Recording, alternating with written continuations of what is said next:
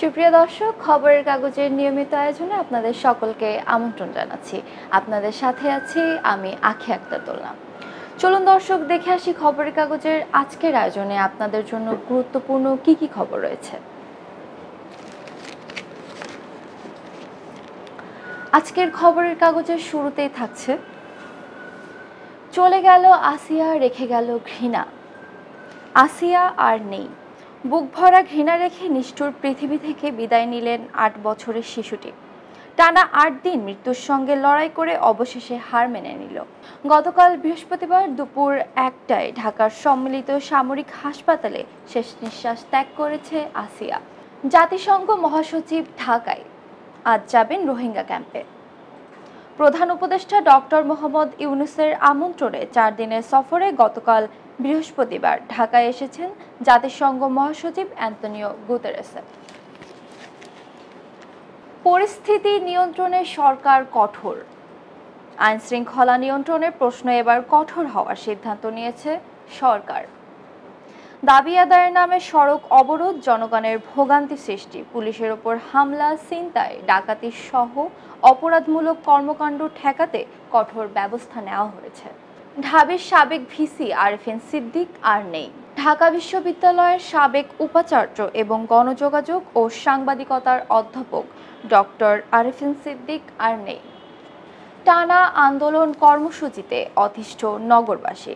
৫ August ছাত্র জনতার অভ্যুত্থানের পর নানা দাবিতে ২০০ এর বেশি বিক্ষোভ কর্মসূচি পালিত হয়েছে রাজধানী ঢাকায়।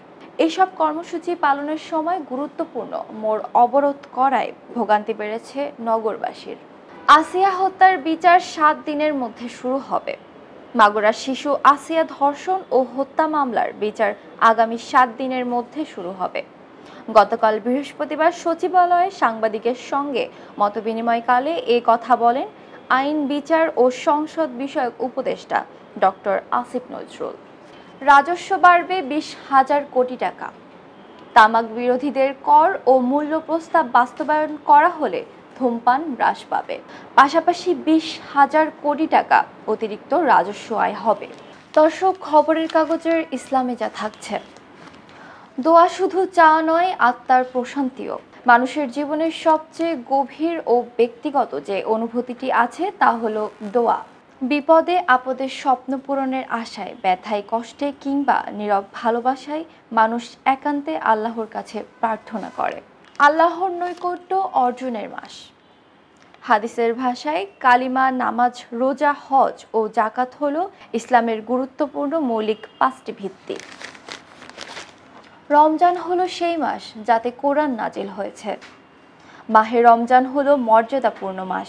এর কারণ হলো এ মাসে মহান আল্লাহ রাব্বুল আলামিনের মানবজাতির হেদায়েতের জন্য পবিত্র কোরআন নাজিল করেন।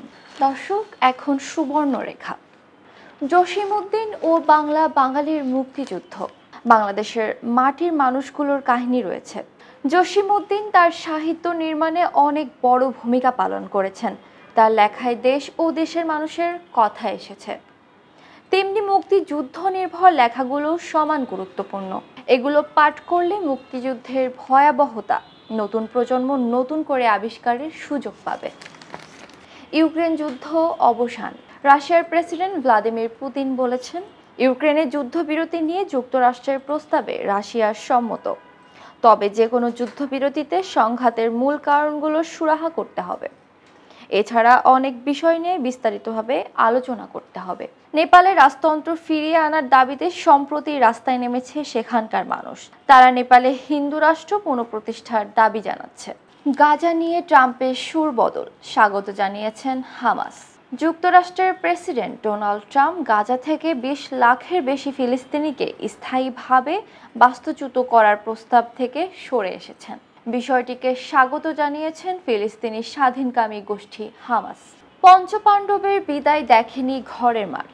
মাশরাফি বিন মুর্তজা, সাকিব আল হাসান, তামিম ইকবাল, মুশফিকুর রহিম এবং মাহমুদুল্লাহ রিয়াদের অবসরে বাংলাদেশ ক্রিকেটের ৩য় অধ্যায় শুরু হয়েছে। এই কথাটি ভুল প্রমাণিত হওয়ার সুযোগ কম যদি প্রথম অধ্যায়টা ১৯৮৬ থেকে ২০০৬ সাল পর্যন্ত ধরা হয়, যেখানে বীজ বপন হয়েছে ভবিষ্যতের। মাহমুদুল্লাহ ছিলেন দলের ভরসা। ফেসবুকে ঘোষণা দিয়ে বুধবার রাতেই শেষ হয়ে গেছে মাহমুদুল্লাহ রিয়াদের প্রায় 18 বছরের আন্তর্জাতিক ক্যারিয়ার। অবিশ্বাস্য নাটকীয়তায় কোয়ার্টারের রিয়াল। দর্শক, আমরা এ পর্যায়ে খবরের কাগজের একদম শেষ পাতায় চলে এসেছি। শেষ পাতায় থাকছে এলডিসি থেকে উত্তরণ 26 সালেই। 2026 সালের স্বল্পোন্নত দেশ থেকে উন্নয়নশীল দেশে বাংলাদেশের উত্তরণের সময়সীমা নির্ধারণ করা হয়েছে। গতকাল বৃহস্পতিবার উপদেষ্টা পরিষদের বৈঠকে ওই সময়সীমা নির্ধারণ হয় বলে প্রধান উপদেষ্টার প্রেস সচিব শফিকুল আলম জানান। ভিআইপি থেকে সাধারণ বন্দী সবাই একই কাতারে। কেউ ছিলেন অল্পদিন আগেও মন্ত্রী, কেউ বা ছিলেন প্রভাবশালী এমপি, কেউ আবার সাধারণ নাগরিক, কিন্তু কারাগারে বন্দী হিসেবে এখন তারা যেন সবাই সমান। ফেসবুক পোস্টে মাহফুজ আলম বলেছেন, জামাত শাপলাকে আওয়ামী লীগ শাহবাগকে ব্যবহার করেছে। 2013 সালে জামাত যেমন সফলভাবে শাপলা চত্বরকে প্রক্সি হিসেবে ব্যবহার করেছে, তেমন আওয়ামী লীগও শাহবাগে আন্দোলনকারীদের ব্যবহার করেছে। গত বুধবার রাতে সামাজিক যোগাযোগ মাধ্যম ফেসবুকে নিজের আইডিতে শাহবাগ আন্দোলন ও জামায়াতের রাজনৈতিক ভবিষ্যৎ নিয়ে দেওয়া দীর্ঘ স্ট্যাটাসে এই মন্তব্য করেন তথ্য ও সম্প্রচার উপদেষ্টা মাহফুজ আলম। টানা 4 মাস পর প্রবৃদ্ধি 8% ছাড়ালো। জুলাই অভ্যুত্থানে ঢাবিতে হামলা পূর্ব পরিকল্পিত, সত্যানুসন্ধান কমিটি। গত বছরের ছাত্র জনতার জুলাই অভ্যুত্থানের সময় 15 জুলাই থেকে 5 আগস্ট পর্যন্ত ঢাকা বিশ্ববিদ্যালয়ের সহিংসতার ঘটনাকে পরিকল্পিত বলে সন্ধান পেয়েছে বিশ্ববিদ্যালয়ের সত্যানুসন্ধান কমিটি। সুপ্রিয় দর্শক, এই ছিল খবরের কাগজের আজকের আয়োজন। সকল ধরনের আপডেট পেতে সঙ্গে থাকুন খবরের কাগজের। ধন্যবাদ। খবরের কাগজ, নিখাত, নির্ভীক, নিরপেক্ষ।